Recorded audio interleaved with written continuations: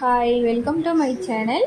இப்போ நான் தக்காளி குருமா செய்ய போகிறேன். வாங்க எப்படி செய்யலான்னு பார்க்கலாம். அதுக்கு முன்னாடி எப்படியோ பார்த்தீங்கன்னா லைக் பண்ணுங்கள், ஷேர் பண்ணுங்கள், மறக்காமல் சப்ஸ்கிரைப் பண்ணிக்கேன். சாப்பிட செம்ம டேஸ்ட்டாக இருக்கும். கண்டிப்பாக ட்ரை பண்ணி பாருங்கள். வாங்க வீடியோக்குள்ளே போகலாம். இங்கே மிக்ஸிங் ஜாரில் நான் தேங்காய் எடுத்திருக்கேன். அது கூட மிளகு ஆட் பண்ணிக்கோங்க. அப்புறம் 2 பச்சை மிளகாய் அதை ஆட் பண்ணிக்கோங்க. கொஞ்சமாக சோம்பு ஆட் பண்ணிக்கோங்க. அப்புறம் அது கூடயே என்ன பண்ணுங்கள், முந்திரி அதையும் ஆட் பண்ணிக்கோங்க. ஆட் பண்ணிவிட்டு தண்ணி ஊற்றி நல்லா மைய பேஸ்ட்டாக அரைச்சிட்டு வந்துடுங்க. பாருங்கள், நான் இந்த அளவுக்கு நல்லா தண்ணி ஊற்றி மைய பேஸ்ட்டாக அரைச்சிட்டேன். இங்கே அடுப்பு வச்சு கடாயை வச்சுருக்கேன். எண்ணெய் காஞ்சிருச்சு.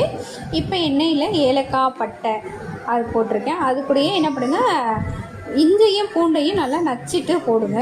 லைட்டாக வதக்கி விடுங்க. அவ்வளோதான். பச்சை வாசனை போன உடனே பெரிய வெங்காயம் நான் 2 வெங்காயம் எடுத்திருக்கேன். அதையும் நான் கட் பண்ணிவிட்டேன். அதையும் ஆட் பண்ணிக்கோங்க.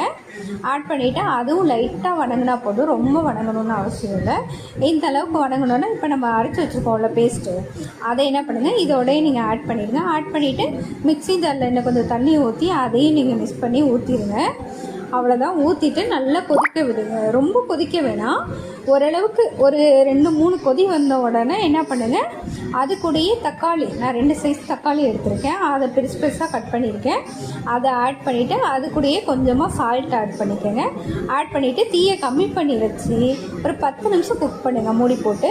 அவ்வளோதான். இறக்கிட்டு கொத்தமல்லி தழை தூவிட்டு இறக்கிடுங்க. இறக்கிட்டு சர்வ் பண்ணிடுங்க. சாப்பிட செம்ம டேஸ்ட்டாக இருக்கும். சப்பாத்தி, தோசை இது கூட சாப்பிட செம்ம டேஸ்ட்டாக இருக்கும். கண்டிப்பாக ட்ரை பண்ணி பாருங்கள். ட்ரை பண்ணி பார்த்துட்டு எனக்கு லைக் பண்ணுங்கள், ஷேர் பண்ணுங்கள், மறக்காமல் சப்ஸ்கிரைப் பண்ணிக்கோங்க. தேங்க்யூ.